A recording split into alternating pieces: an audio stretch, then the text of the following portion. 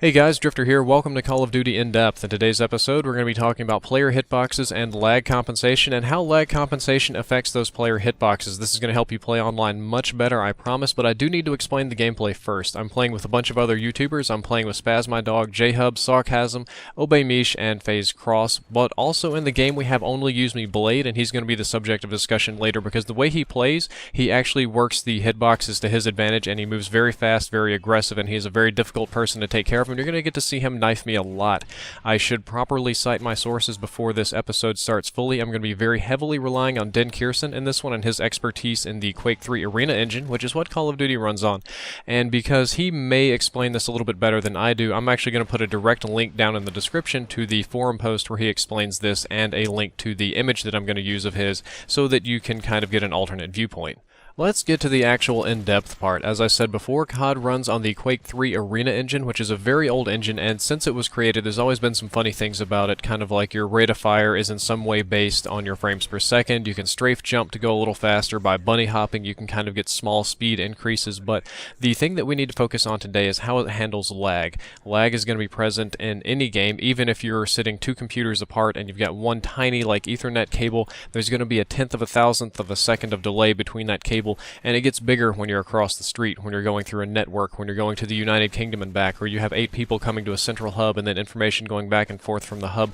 And no matter what you do, there's going to be some kind of lag, and ever since there's been Call of Duty, there's been lag in the game, and COD 4 is the first game that started putting in any sort of lag compensators, but they didn't show up. They weren't very prevalent until, I would say, Black Ops, especially when it comes to do with the hitboxes. Now, the Quake 3 Arena engine has this separation issues, that your hitboxes actually will separate from your player model, and by that I mean your model is just kind of like a 3D picture of your guy. You know how when you walk up to a wall in the game your gun will stick through? It's because it's not a solid object. It's not like a real in-game physics engine. It's just kind of a picture, and it's flat and it doesn't interact with anything, but your player model is kind of it's an invisible skeleton, an invisible bubble or translucent shell that when you hit it with a bullet you actually take damage. By the way, the bullets are hit scans. They're not actual bullets. They don't have range or velocity. It's just like an instant scan of the area where the end of your barrel was pointing.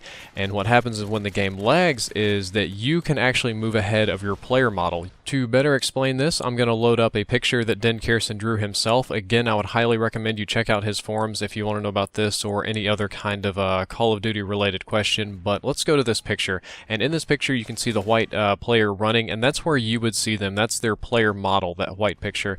And if you look down on the bottom picture, you're a gray box. That's where they see themselves. The gray box is where they are on their system at home, on their PC, on their Wii, PlayStation, Xbox, whatever. And what happens is, without lag compensation, the model that receives damage is always tied to where the player sees themselves. So in order to hit them, you have to aim ahead. You have to lead your shots like it's Quake or it's Unreal. But in those games you had rockets and splash damage. It was really fast-paced and corridors. So you could kind of do that. But when games got with Call of Duty where you die instantly and they're hit scans, if you were to be like on the top image without lag compensation and aim at that body, you wouldn't be hitting the model at all, and all your bullets would go through the guy and he would just kill you like it was nothing. However, when you add lag compensation, what it tends to do is try and sync the hitboxes to where you would be seeing the player model. So your hitbox always drags behind where you're running. It's always a quarter second, tenth of a second behind you, so that when people on the other end see where you were a fraction of a second ago and they shoot at you, it actually hits with the hitbox and looks good on their end. However, you still see yourself ahead of that. You're going to be this gray running man here, so you still see yourself ahead of your hitbox, and that's how you always get this, oh, I was shot around a corner, he just turned the corner and just railed me, how did that happen, where did these bullets come from, he didn't even see me and he killed me.